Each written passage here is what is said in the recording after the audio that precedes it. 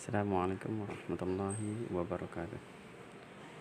Bab 8, bagaimana Islam menghadapi tantangan modernisasi. Dalam pandangan Islam, ilmu pengetahuan dan teknologi atau iptek sangat urgen bagi kehidupan umat manusia. Tanpa menguasai iptek, manusia akan tetap dalam lumpur kebodohan, keterbelakangan, dan kemiskinan. Penguasaan manusia terhadap iptek dapat mengubah eksistensi manusia dari yang semula manusia sebagai Abdullah saja menjadi Khalifatullah. Oleh karena itu, Islam menetapkan bahwa hukum mempelajari ilmu pengetahuan dan teknologi adalah wajib. Tanpa menguasai iptek, umat manusia akan mengalami banyak hambatan dan kesulitan dalam menjalani kehidupan di jagat ini. Pada zaman modern seperti sekarang ini, ukuran maju tidaknya suatu bangsa justru diukur dari penguasaan bangsa tersebut terhadap iptek. Jika suatu bangsa itu mampu menguasai ilmu pengetahuan dan teknologi, maka bangsa tersebut dikategorikan sebagai bangsa yang maju. Sebaliknya, jika suatu bangsa itu tertinggal dalam penguasaan ilmu pengetahuan dan teknologi, maka bangsa itu dipandang sebagai bangsa yang belum maju atau bisa disebut bangsa tertinggal atau sering disebut bangsa berkembang. Konsep Islam tentang iptek ekonomi, politik, sosial, budaya, dan pendidikan. Kata ilmu diambil dari bahasa Arab alima yu'allimu ilman, artinya mengetahui atau pengetahuan. Secara etimologis, ilmu artinya jelas, terang, baik proses perolehannya maupun objek kajiannya. Kata ilmu dalam Al-Quran diungkap sebanyak 854 kali. Kata ini digunakan untuk mengetahui objek pengetahuan dan proses untuk mendapatkannya, sehingga diperoleh suatu kejelasan. Ilmu pengetahuan. Islam tidak membedakan antara satu disiplin ilmu dan disiplin ilmu lainnya. Semua disiplin ilmu dipandang penting dan mulia di sisi Allah. Demikian juga mulialah orang yang mempelajari, menguasai, dan mengembangkannya.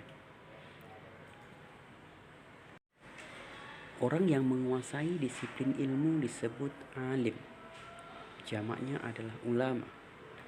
Allah menyatakan dalam firman-Nya bahwa hanya ulamalah dari kalangan sekalian manusia yang takut kepada Allah. Mengapa hanya ulama?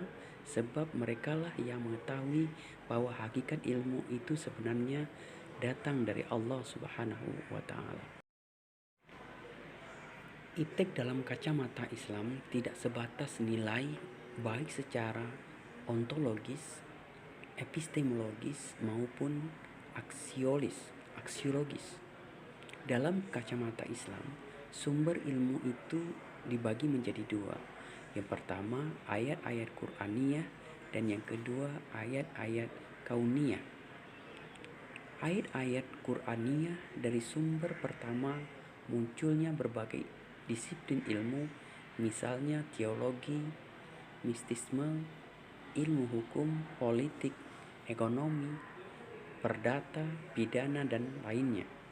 Ayat-ayat Qur'aniyah adalah wahyu Tuhan yang Allah beri kepada Rasulullah SAW termaktub dalam mushaf dan dikenal dengan Al-Quranul Karim.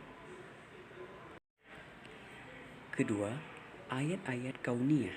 Ayat-ayat kauniyah adalah alam semesta sebagai ciptaan Allah yang diteliti dengan paradigma ilmiah dan menggunakan akal yang juga ciptaan Allah.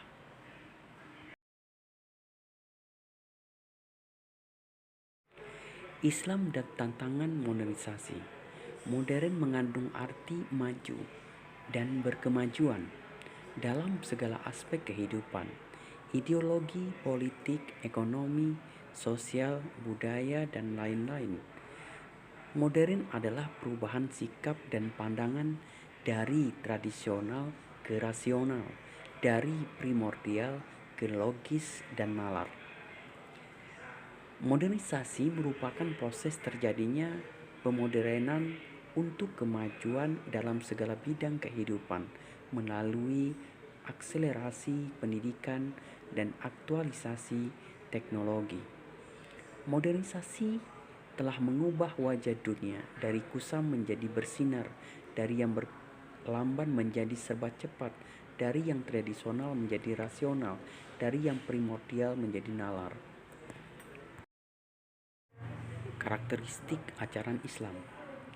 Pertama, rasional. Ajaran Islam adalah ajaran yang sesuai dengan akal dan nalar manusia, sesuai dengan fitrah manusia. Tidak ada satupun ajaran Islam yang tidak sesuai dengan fitrah manusia. Yang ketiga, tidak mengandung kesulitan. Ajaran Islam tidak mengandung kesulitan dalam segala aspeknya. Yang keempat, tidak mengandung banyak taklid. Ajaran Islam tidak mengandung banyak taklid atau beban. Kerangka dasar ajaran Islam adalah 3 pilar, yaitu akidah, syariat, dan hakikat, atau bisa disebut dengan akhlak. Bertahap. Ajaran Islam diturunkan Allah kepada Rasulullah SAW secara bertahap. Kontekstualisasi pemahaman Islam terhadap modernisasi. Perlu untuk disadari bahwa modernisasi akibat kemajuan ilmu pengetahuan dan teknologi telah mengubah pola pikir, pola pergaulan, dan pola kehidupan secara masif. Industrialisasi dalam memproduksi barang dan jasa di suatu sisi meningkatkan kualitas dan kuantitas barang dan jasa yang diperlukan oleh masyarakat. Tetapi di sisi lain membawa dampak terhadap wujudnya stratifikasi sosial yang tidak seimbang, yakni kapitalis atau pemodal yang bekerja atau buruh. Dalam proses modernisasi ini, seringkali kaum buruh menjadi lemah ketika berhadapan dengan kaum pemodal.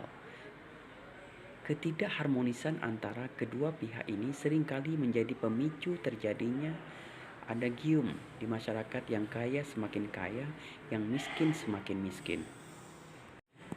Sebaliknya, harus Anda akui bahwa industrialisasi membuka lapangan kerja yang sangat signifikan bagi masyarakat yang memiliki kualifikasi pendidikan yang memadai.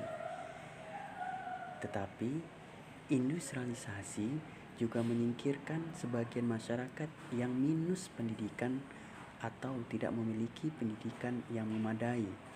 Terlepas dari dampak negatif yang ditimbulkannya, industrialisasi telah menambah tumbuhnya kelas masyarakat menengah ke atas secara ekonomi. Pertumbuhan kelas menengah ini berdampak pula terhadap perbaikan ekonomi secara global dan tumbuh suburnya sektor real di tengah-tengah masyarakat. Demikian yang dapat disampaikan. Mudah-mudahan kita memahami, mengerti tentang konsep modernisasi yang ditawarkan oleh Islam. Mudah-mudahan menambah wawasan kita semua. Nasrun minallah wa fathun qarib. Wassalamualaikum warahmatullahi wabarakatuh.